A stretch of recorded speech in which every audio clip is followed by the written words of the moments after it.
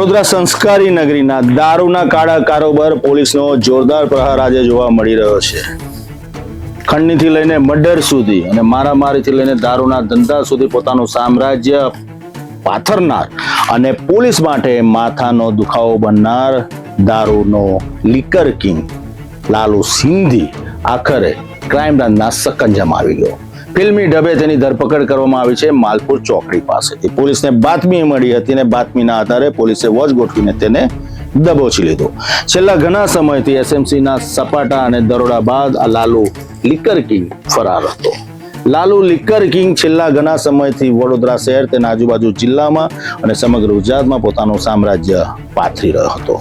એક બે નહીં પરંતુ ખંડણી, મર્ડર, મારામારી અને સાથે સાથે દારૂના 80 જેટલા ગુનાઓ નોંધાયા છે અને પાસામાં પણ જઈ આવ્યો છે આ લિકર કિંગ લાલુની વાતો સાંભળવા મળતી હતી, પરંતુ ક્રાઇમ બ્રાન્ચે આખરે બાતમીના આધારે તેને દબોચી લીધો.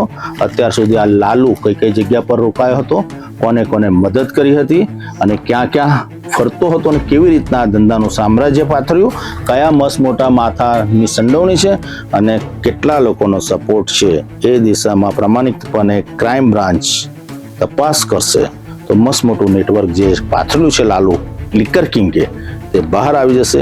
સૈકો સારી રીતના જાણે છે કે મામલો શું છે અને લિકર કિંગની જો કડક હાથે પૂછપરછ થશે તો ઘણી બધી બાબતો ઉજાગર થશે અને ચોક્કસ દારૂબંધી ઉપર અંકુશ આવશે.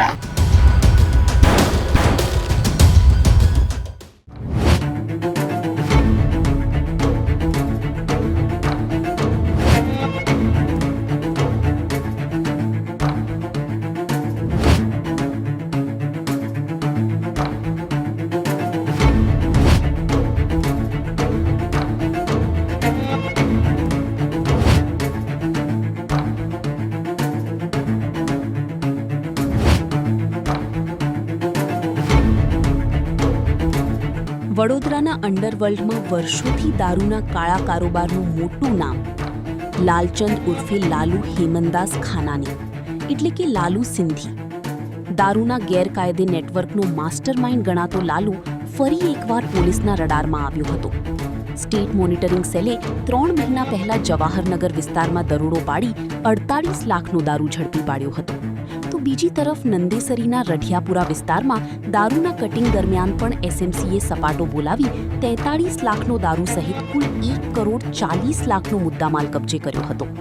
આ બંને કેસમાં લાલુ સિંધી અને તેના સાગરીતોના નામ ખુલતા પોલીસ અલર્ટ બની ગઈ હતી.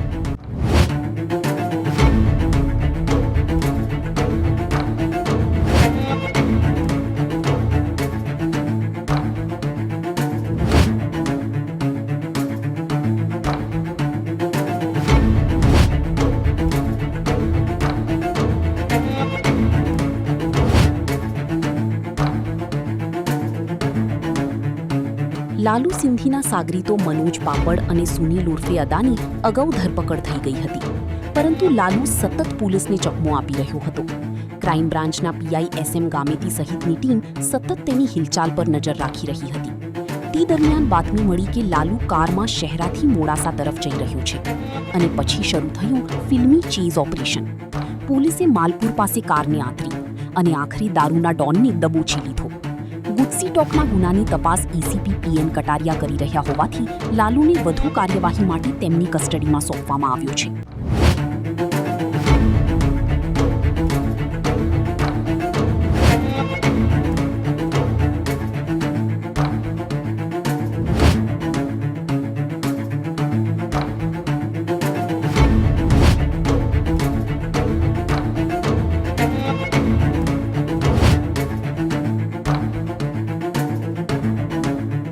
લાલુ સિંધી વડોદરા શહેરના ક્રાઇમ વર્લ્ડમાં કોઈ નવું સૌ નામ નથી. છેલ્લા ઘણા સમયથી દારૂના ધંધા સાથે જોડાયેલો છે, જોતરાયેલો છે આ લિકર કિંગ લાલુ સિંધી.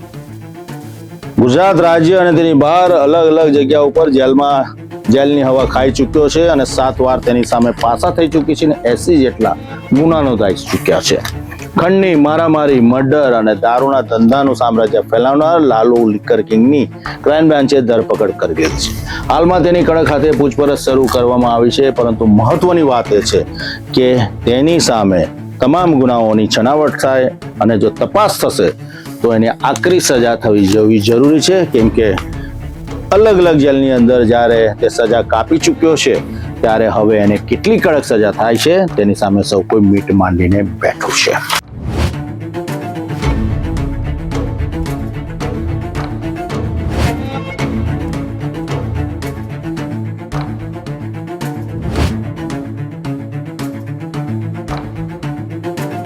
છતાં પણ દારૂના કાળા ધંધાનું તેનું નેટવર્ક યથાવત ચાલતું રહ્યું હતું.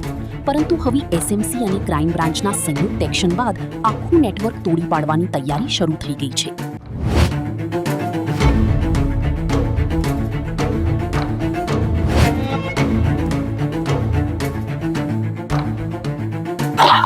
વડોદરા સંસ્કારી નગરી અંદર દારૂના કાળો કારોબાર કરનાર લાલુ સિંધીની ધરપકડ ક્રાઇમ બ્રાન્ચે કરી છે, પરંતુ હાલમાં જે પૂછપરછ શરૂ થઈ રહી છે તેમાં ઘણા બધા ખુલાસા બહાર આવશે. આ ખુલાસાઓ પ્રજા સમક્ષ એટલે કે મીડિયા સમક્ષ પણ આવવા ખૂબ જરૂરી છે. અત્યાર સુધી કરોડો રૂપિયાનો વેપલો કરનાર લાલુ લિકર કિંગની પાછળ કેટલા મોટા માથાઓની સંડોવણી છે અને કોણ કોણ સપોર્ટ કરતા હતા તે જાણવું પણ ખૂબ જરૂરી છે. અત્યાર સુધી 80 જેટલા જ્યારે ગુના નોંધાઈ ચૂક્યા છે ત્યારે બિંદાસ પોલીસથી પકડતા લાલુ લિકર કિંગ કેમ બહાર હતો તેની સામે પણ ગંભીર સવાલ ઉભા થઈ રહ્યા છે. આખરે પોલીસે દબોચી લીધો લાલુ લિકર કિંગને, પરંતુ આટલા બધા ગુના નોંધાવા છતાં પણ બિંદાસ ગુજરાતમાં આવન જાવન કરતો હતો, ખાસ કરીને વડોદરા શહેરની અંદર પણ, અને પોતાનો દારૂનો વેપલો બિંદાસ કરતો હતો. તો આખરે તેની સામે કડક કાર્યવાહી થાય અને ફરી આવું સામ્રાજ્ય ન ફેલાય તેની તપાસ પણ થવી જોઈએ અને કાર્યવાહી પણ થવી જોઈએ, અને આ જવાબદારી પણ પોલીસે પોતાના માથે લેવી પડશે.